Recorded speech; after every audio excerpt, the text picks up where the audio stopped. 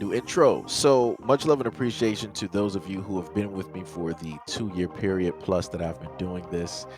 Thank you for showing your love and support to the channel. And to anybody else who is brand new to the platform and you would like to support the channel, also, you can do it by way of Patreon, Anchor, the clothing store, and also the shoe shop that is listed in the comment description below.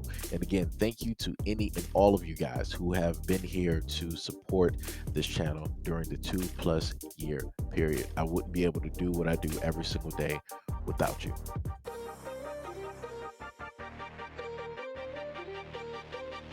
High school teacher and basketball coach in Minnesota has pled guilty to statutory crimes involving one of his students just before the ex-teacher's trial was supposed to start. Daniel Frigaud, age 32, was charged with third-degree statutory offenses in April of 2020. Police began investigating Frigaud after a 14-year-old student told the child advocacy agency that Frigaud had touched her inappropriately several times. The girl also stated that she knew that Frigaud was in a relationship with another student, who told police that the statutory offenses between her and Frigaud started when she was just 17 years old.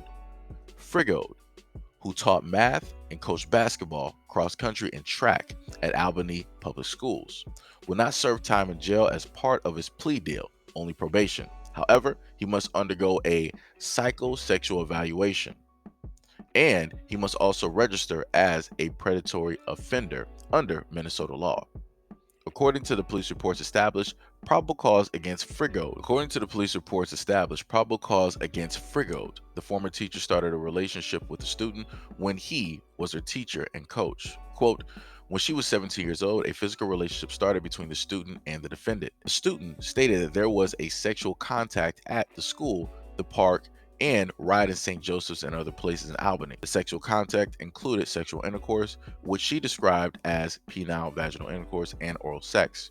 In all, she stated that the sexual intercourse happened between 5 to 10 times, but could be more than that. Some of the sexual intercourse took place when the student was 17 years old. A review of phone records revealed that Frigaud had extensive contact with the student as far back in September of 2017. Each month, he had several hours of phone contact as well as extensive texting. Frigaud had also acted inappropriately with a 14-year-old student. The student stated that Frigaud had, quote, touched her inappropriately over the clothing several times, including rubbing her thighs with his feet and brushing against her buttocks with his hand. The student also reported that Frigaud touched her bare leg by putting his fingers into a hole of her jeans around 2 or 3 inches below her waist. Another student, also 14, told police that she witnessed Frigaud touched the student through the holes in her jeans and also made a comment about what the hole in the jeans was for. According to the report in the Grand Forks Herald, Albany Superintendent Greg Johnson confirmed that Frigaud's employment with the school district ended on April 15th of 2020. Frigaud's guilty plea comes just before his trial was supposed to start. Minnesota law criminalizes statutory offenses with minors between the ages of 16 and 18 years old and an adult at least 48 months older if that person is in a current or recent position of authority over the minor. Consent to the act by the minor is not a defense according to Minnesota law. Frigaud's sentencing hearing is set for September 21st. This is why I stress that parents need to have conversations with their kids. He was doing this to a minor, right? To a student that he was overseeing since 2017. We are now in 2021. His employment ended in 2020. So it was quite some years that this was an ongoing type of situation. And not only that, but he was also in contact with another student that he was having the same type of relationship with, that he was both teaching and coaching during that time. And yet at no point in time did any of the parents, as what I can see by the report, did they know what was taking place or what was going on.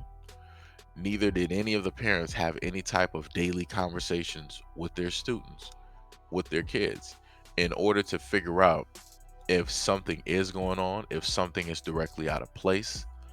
You didn't even hear of any type of behavioral changes, which normally takes place when these types of relationships takes place with certain students. And, at the end of the day, it's ridiculous. is something that should not happen at all. But this is what happens when you give over trust to a complete and total stranger.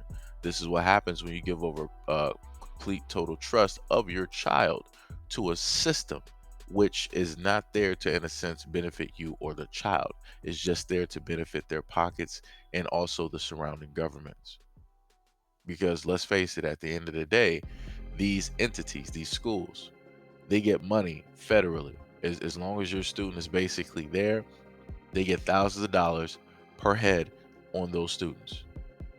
So they're worth more being in those seats versus any other, situation, such as them going to maybe a different district or a different school, or them just being homeschooled, in general.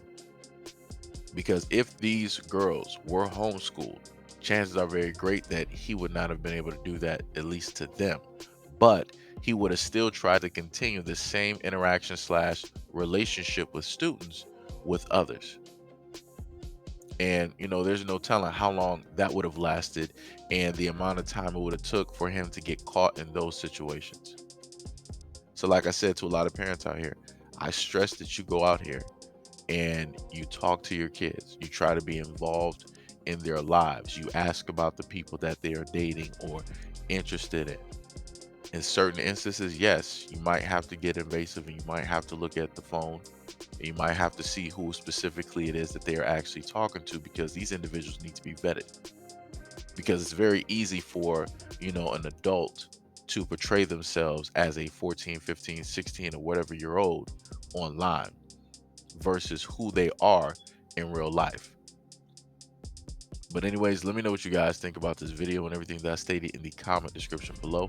And as always, peace, love, and stay tuned for the next video.